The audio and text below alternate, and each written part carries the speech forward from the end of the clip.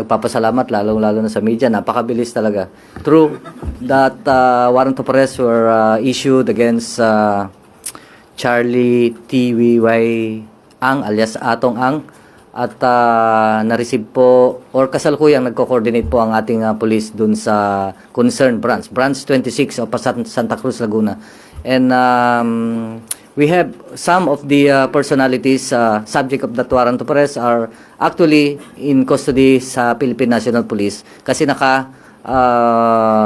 restrictive custody sila doon.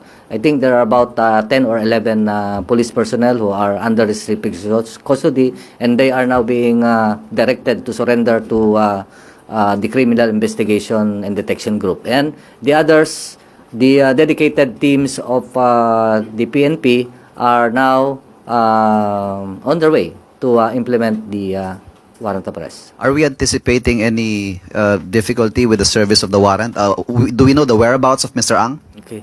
We have certain procedures in implementing warrant of arrest, hindi lang warrant of arrest, at different police operations. This is a implementation of warrant of arrest. Meron tayong procedure, and the PNP personnel, all PNP personnel involved are, of course, mandated na sundin ito. At gagawin nilang lahat para ma-implement. Again, yung whereabouts po ni Mr. Ang, tukoy po natin. Tukoy ang ating warrant of arrest or location of Charlie Atong Ang, different location, and it will be served in those locations.